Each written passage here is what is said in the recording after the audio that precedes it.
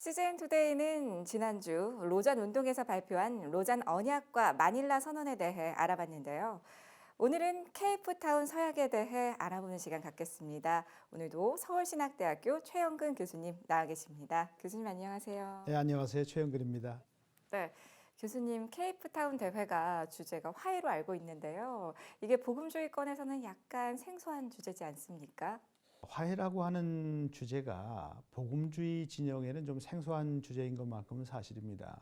우리가 화해라고 하는 그러한 용어 대신 화목이라고 하는 용어를 표현하면은 예수 그리스도께서 단번에 지성소에 들어가셔서 인간의 모든 죄를 대속하시고 하나님과 인간의 화해를 이루셨고 인간과 인간의 화해를 이루셨다. 화목해 하시는 사신으로 우리를 이 세상에 보내셨다라고 하는 쪽으로 이해를 하면은 케이프타운 대회에서 나온 이 케이프타운 서약이 담고 있는 핵심이 무엇인가 하면은 구속과 구원과 그리고 창조와 이 모든 것을 통합하는 총체적인 선교의 단면을 지속적으로 보여주고 있다고 생각이 됩니다.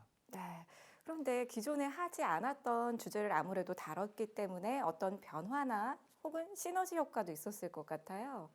글로벌 세계가 시공간적으로 압축되고 과학기술의 발전이 급속하게 이루어지며 지역마다 분쟁이 있고 종족 갈등이 생기고 그리고 다양한 환경 문제가 야기되는 그러한 가운데에서 3차 로잔 대회가 아프리카에서 열리게 되었다는 것을 생각하면 좀 더 이해가 쉽습니다. 그동안 복음주의 진영에서 강조하던 인간의 구원에 대한 것에서 좀 더 세상에 관한 관심으로 확장이 되었다라고 하는 그러한 표현이 적당할 것 같습니다. 아무래도 더 효과적인 선교 쪽으로 방향을 틀었다라는 느낌도 좀 받게 좀 더 되는데요. 포괄적이고 총체적인 관점으로 강조가 되었다고 볼 수 있는데 그렇다고 해서 로잔이 본래적으로 강조하는 인간에 대한 관심, 예수 그리스도의 유일성과 성경의 권위와 능력과 그리고 하나님께서 하나님의 백성을 이 땅에 보내셔서 하나님의 교회를 통해서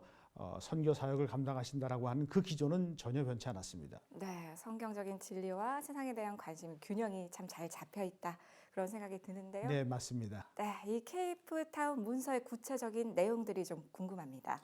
네, 케이프타운 서약은 1부 10항으로 구성되어 있고 2부는 6개 항으로 구성되어 있습니다.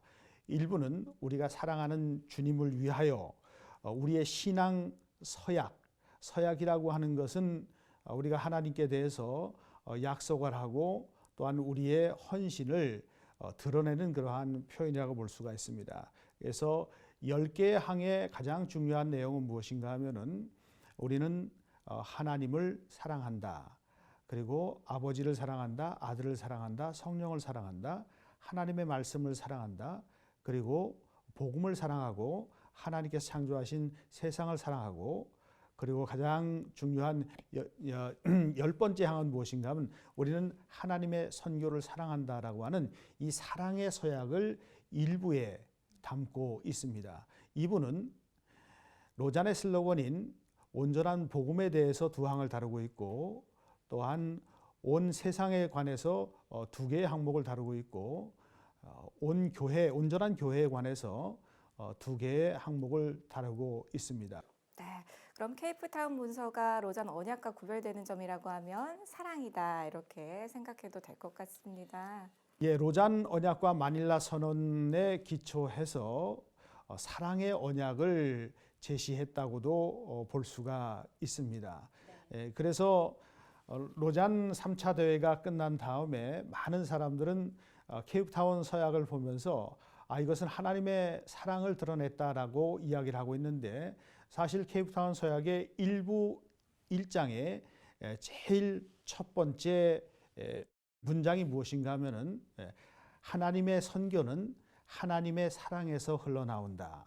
그리고 하나님 백성의 선교, 즉 세계 복음화는 하나님을 사랑하는 하나님의 백성들이 세상을 향해서 그 사랑을 흘러넘침으로 말미암아서 그 선교가 이루어진다라고 이야기를 하고 있습니다. 그러니까 사랑으로 시작해서 사랑으로 끝나는, 그런데 중요한 것은 우리가 먼저 하나님을 사랑한 것이 아니라 하나님께서 우리를 먼저 사랑하셨기 때문에 우리는 하나님의 사랑을 깨닫게 되고 그 사랑을 온 열방을 향해서, 이웃을 향해서, 또한 소외된 자들을 향해서, 또한 많은 어려움을 겪고 있는 그러한 사람들을 향해서, 예수 그리스도를 모르는 그러한 사람들에게 그 사랑을 전하려는 것이 로잔 케이프타운 서약의 중요한 의도라고 말씀드릴 수 있습니다.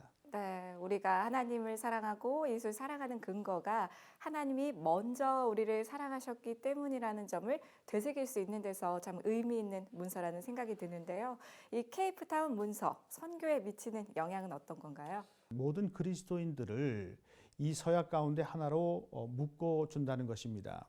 로잔 언약과 마닐라 선언문에서 이야기하고 있었던 그러한 기조에 근거해서 유일하신 예수 그리스도, 구원의 유일한 제공자이신 예수 그리스도를 어떻게 전할 것인가라고 하는 그 방식은 무엇인가 하면은, 하나님이 우리를 사랑하셨듯이 우리도 이 깨어지고 분열된 세상 속으로 들어가서 그 가운데서 고통받고 있는 사람들을 사랑하고, 그리고 이 깨어진 피조 세계를 다시 회복하는 그 하나님의 사랑을 드러내 보여준다라고 하는 그러한 의미에서 케이프타운 서약은 한국 교회뿐만 아니라 전 세계 글로벌 교회에 큰 도전과 교훈을 준다고 볼 수가 있습니다. 네, 자, 이 중요한 문서, 케이프타운 문서를 우리 사회에 좀 적용해 보고 싶은데요. 이 문서들을 읽었을 때 유익을 좀 설명해 주신다면 한번 읽어봐야겠다 이런 생각이 들 수 있을 것 같은데요. 케이프타운 대회 이후에 한국 로잔 위원회는 16개의 신학교에 로잔 동아리를 만들고 담당 교수님들을 세워서 케이프타운 서약과 로잔 언약 그리고 마닐라 선언문을 가지고 로잔 운동을 문서적으로 뿐만 아니라 신학적으로 그리고 목회적으로 확산하는 그러한 작업을 하고 있습니다.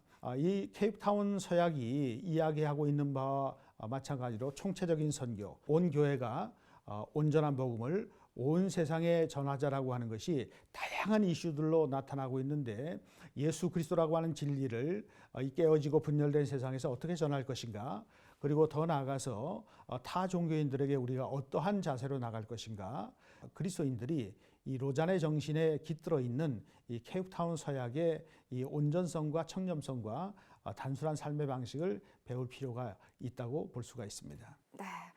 우리가 성경을 기준으로 살지만 사실은 성경을 읽는다고 해서 쉽게 정의 내릴 수 없는 항목들을 이렇게 많은 절차를 거쳐서 많은 노력을 기울여서 정리해 놓은 문서들이 있다고 하니 한번 꼭 읽어보고 싶고, 그동안 로잔 운동에 너무 무관심하지 않았나 하는 생각, 공부해봐야겠다, 좀 더 많은 성도들이 알았으면 좋겠다라는 생각 드는 시간이었습니다.